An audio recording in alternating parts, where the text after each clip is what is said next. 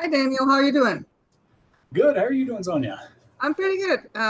Thank you for meeting me again and doing another of those videos. The last one was about the application process, and now I want to talk to you about all the questions you and I and others get about meandering, moving through the grad program. So let's see. Uh, Before we start, can you introduce yourself real quick? Absolutely. Yeah. So my name is Daniel Little. I am an admissions progression specialist here at the UNR Graduate School, and I help people get into the program and I help people graduate through the program. So from application to graduation, I'm there almost every step of the way. So yeah, the title is kind of misleading. You don't just do admissions; you do everything. So you're a specialist. Yeah. Yeah, and my name is Sonia Pippin. I'm the director of the MAcc programs and also a professor in the accounting department. Okay, what kind of questions? So these are the questions I was thinking of that we get a lot about different forms. Some forms are kind of weird because they're like generic and our program is a little bit different. So there might be some questions there. GPA requirement, people want to take a leave, maybe a semester or so to take it off, and then how to get back into the program if you're out of the program for whatever reason. Let's go ahead and start with the first one here. What kind of forms are there? Any information Yes. about that?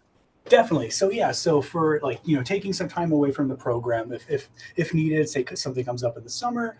Some students are also in the military, and they get deployed for a few months.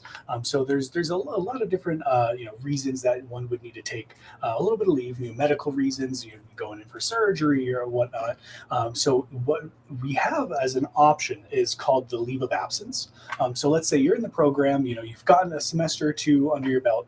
And either something comes up, or you have a wedding scheduled, or something along those lines, or you have a medical issue, or your family member needs a little assistance, and you have to take a semester off.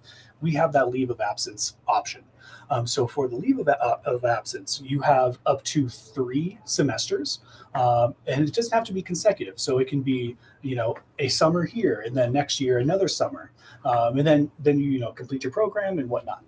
So up until 3 semesters. It can be consecutive, so it can be a whole academic year, or it can be a fall here, come back in the spring, take a summer off, and then maybe one semester after that, take another leave, and that is filled out through the leave of absence form. And it's initiated by the student. So the student will initiate the form, and then it will go to Sonia for review, then to the grad school. So it goes through a couple checks and balances, and a few things that we check for is obviously if you've had leave before. So if you've had 2 semesters of leave, 3 semesters of leave, we go and verify that. We also check your academic standing. So you do have to be in good academic standing. So that means a 3.0 or above. And then another caveat is fees. So if you have a past due balance from a previous semester, you have to take that to get that taken care of before you can go on leave. So those are kind of the 3 big things. If you've been on leave before, your GPA and past due balances. All of those come into a factor when you're trying to take a leave of absence.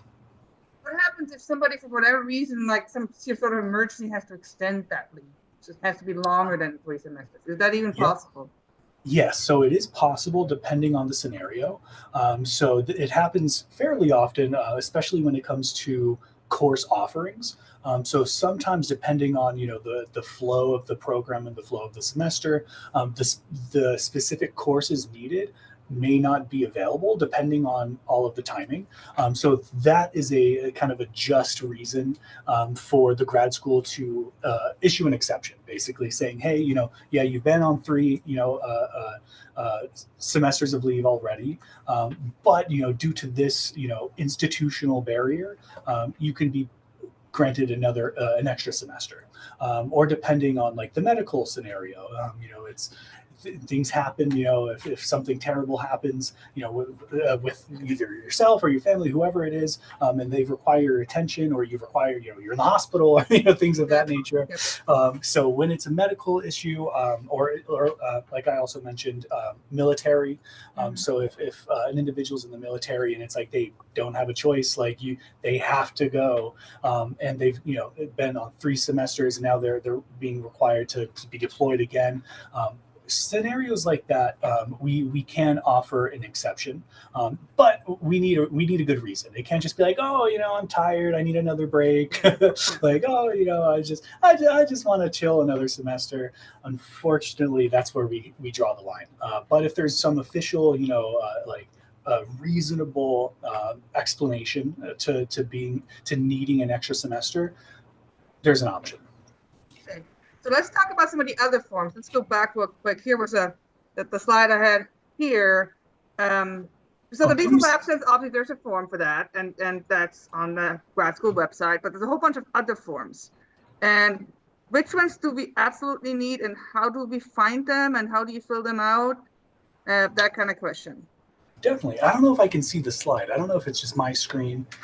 It's okay. So it's the program of study, the notice of completion, the application for graduation, right? Yes. Those are the 3 that we normally need from all. Correct. Yeah. So that program of study is that is encompassing your entire master's degree. It has, from start to finish, it lists all of your courses that you've taken, all of your grades that have been completed in the semester that they were taken.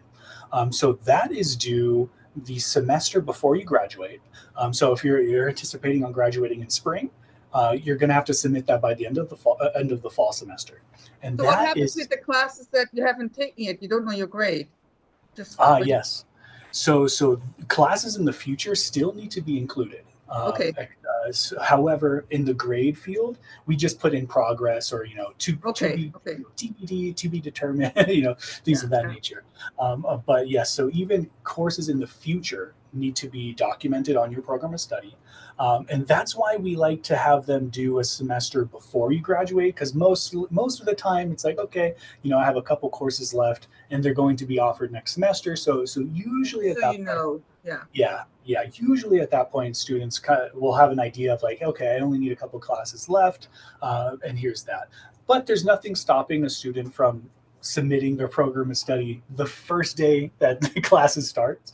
There's nothing stopping them. It's just when it gets to like, oh, well, what semester? And then, okay, well, then we're going to have to go back and enter your grades. And so it's just that we like to have them wait a little bit so that they get a few courses under their belt, get most of the program finished, so that most of that's all nice and neat and all in order, and the grades are there, all of that stuff.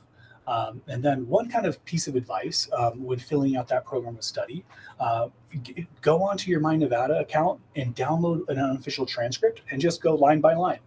Go and fill it out, and it'll be perfect in semester order from start to finish. So that's one easy way to kind of navigate that. It could be a little bit of a challenge and daunting. Like when you look at it, it's like this big form, and there's like 50 different fields you have to fill out.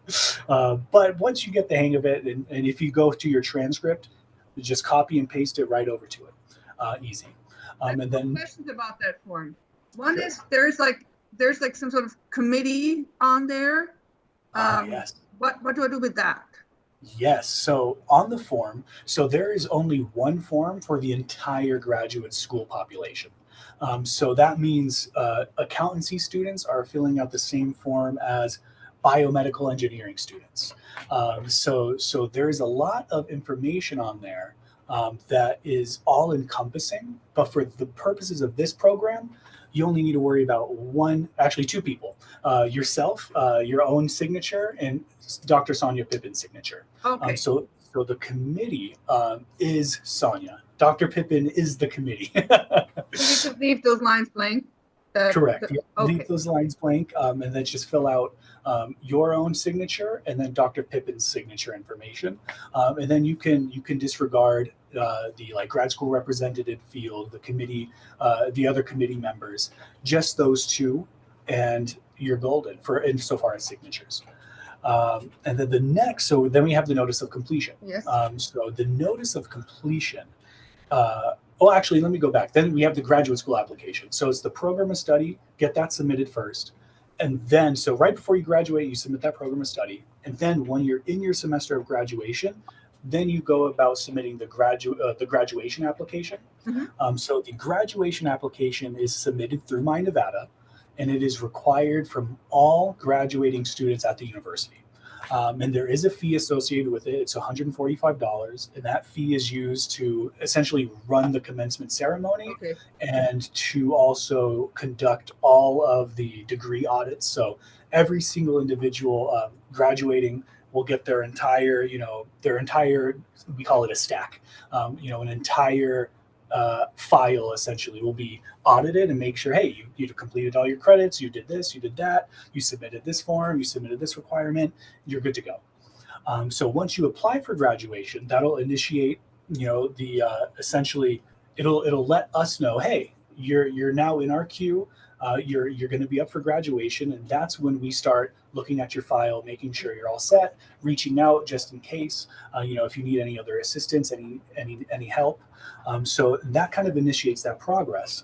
So after that, so you submit that program study, get the graduation application in, then you worry about your grades, you worry about your semester. Once you get a bit closer to the end of the semester, that's when we start on the notice of completion. So the notice of completion is a very quick document. It's different than the program of study.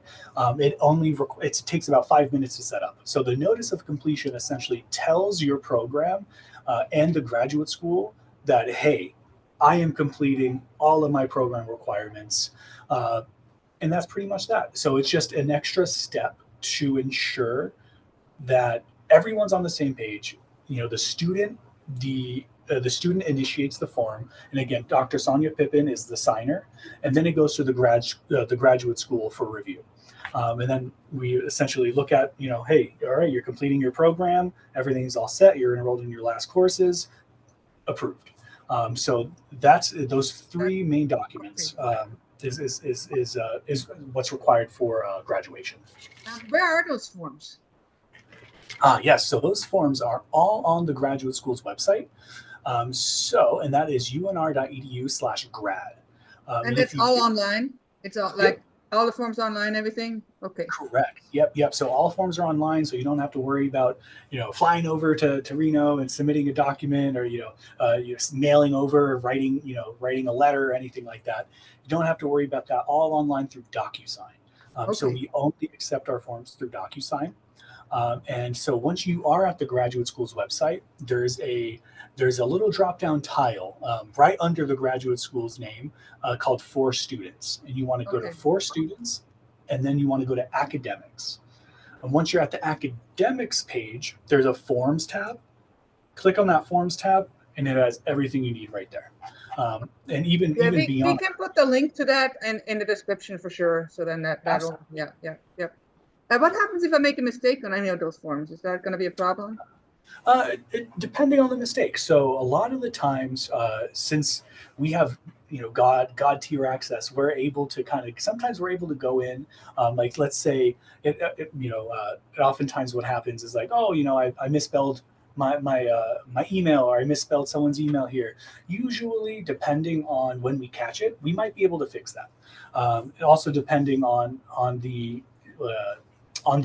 signing order, that also matters, depending on what happens, because sometimes one person will be above the other in the signing order, and that might make things a little messy.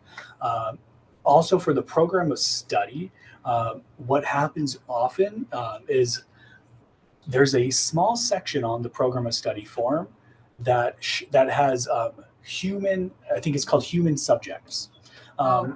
And it's like, oh, well, I work with humans. I help other humans in their accounting needs. So I work with humans.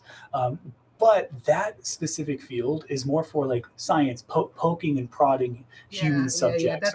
That's when you have a thesis or dissertation. Yes, absolutely. We don't have that, so we don't need to worry about that. right. No. But it comes up every once in a while where even when I was in my master's here, I was like, yeah, I work with humans. Like I study humans. Yeah, I have human subjects. Yeah. So that's just one little caveat. But things like that, we usually don't deny the form. We just put a little note. Hey, this is the correct information, and we just go about our day. We approve it, unless there is an egregious error, like if on your program of study you have to list your grades. Every once in a while, like I get it. Hey, you say you got an A minus, but you forgot to put the minus there. Okay, we'll make a little note. But if we find like, oh, I got straight A's, but but you totally Copy didn't. paste error, right? Yeah. Yeah. Speaking of grades, let's talk about a GPA real quick. What are the GPA requirements while I'm in the program? I heard something about the 3.0. How does that work? And what happens if it's below? And what happens like if I, for whatever reason, get thrown out? How does that Definitely. work? So there's a few ways to go about this. So good academic standing for the graduate school at UNR is a minimum cumulative graduate GPA of 3.0. So if your GPA falls below a 3.0, you're going to be put on what's called academic probation Mm-hmm. up to a certain point. So I want to say, let's say, if you fall below that 3.0, you have one semester to bring your GPA back up. If that doesn't happen, if you don't bring your GPA back up to a 3.0, unfortunately, you will be dismissed from your program, which makes it a little harder to get back into your program, but not impossible. So if you are dismissed from your program, you will have to take courses at UNR's graduate school. It could be other accountancy courses. It can be pretty much any course under the sun, so that you get your GPA back up, and then, and only then, you can reapply to the program to be considered once more. So it could be a little bit of a process depending on how low the GPA falls. And if your GPA, and this unfortunately, it does happen where you can actually skip being on probation. I believe it's a 2.3 GPA. Oh, I'm yeah. gonna have to. If it's really low, that's right. Yes, then you Yes, just go immediately dismissed. Yeah. correct. So you got to Yes, watch out for that. yes, Um, and especially those first semesters. yep, So yep. And the that's more you also something where the drop date is so important because yes, I think students are not aware of the fact that if you get an F, it's basically gonna kill your GPA. You just don't ever yes, want to get an F in a class. So you gotta make sure you can drop a class in time. If you obviously we don't want you to. I mean, you don't just drop a class. But if you were in that situation, don't get the F. Because another thing I've noticed, I don't know if you've noticed that too. Students don't realize that at the graduate level, we don't have grade replacement. yes, So that's correct. important to know too about the GPA. So if Very you have an F, that F stays on your transcript. Even if you repeat the class and then get an A, you still yeah, have the F on there, and that'll definitely affect the GPA. Yeah. correct. Yeah, and unlike most undergraduate schools, like even at UNR, if Yes. you fail a course as an undergrad, you have a chance Yeah, to you make it up. retake it and it replaces the grade, but not at the Yep, graduate. that's right. Yep. So that's just those first 1 or 2 semesters are so important, so vital. Like you could be at the latter end of your program, and And maybe something happens, something slips through the cracks, and you get an F. But if you had a 4.0 and you had 25 26 credits or something like that, you you might not probably feel will that be F. fine. Yeah. Yeah, Yeah. you're going to be okay. Just take the course again and move on. Whereas if you start off the bat, your first semester and you get an F like that, Yeah, that's going to that be is, hard to recover. Right. yes, it is. Yeah. Okay, we talked about the leave of absence. Now, what, and also we already talked a little bit about re-entering the program. But so if you're dismissed or discontinued, um, how do you get back in? What do you have to do? Do you have to reapply, or how does that work? Definitely. So for all dismissals, so dismissal and discontinuation have a distinction. So and it Okay. took me a while to kind of grasp and understand. So a Mm-hmm. dismissal is handled very differently. So for dismissals, that's more so like an academic reason for you to be removed from your program, which would mean, as mentioned, if your GPA falls below 3.0, you're going to have to get that GPA up outside of the program, reapply, and then be reconsidered into the program. However, if you're discontinued, that covers a few different things. So a discontinued student is either a student that has requested to be withdrawn from the program due to whatever reason it may be. Maybe they just need some time away from the program to figure out something, and then they'd want to come back eventually. So that is an option. So we do have a process called reinstatement. So if you are discontinued either through student request or non-payment, also counts as discontinuation. So let's say you're enrolled in your semester, financial aid sucks and they didn't give you the money in time, or something wrong happens there. Let's just say you can't make your payment in time. While you may be removed from the program for that time temporarily, if you get your payment up to speed, get your account up to date, we can reinstate you back into the program. So if you, or either for non-enrollment, which shouldn't happen in the program since we enroll students. So that shouldn't, but just in case, so with those three things, so a student withdrawal request, a student non-payment, and student non-enrollment will discontinue a student from the program. But being discontinued allows that reinstatement process to ensue. So if you need more time than 3 semesters away from the program, and a leave of absence just doesn't really work well for you, or maybe you change your mind. Maybe you withdraw from the program. Oh, I'm going to try to do this. It didn't really work out. I want back in. You have that option. So that's also on our website as well, for where the student forms are, and that is called the Notice of Reinstatement to Graduate Standing.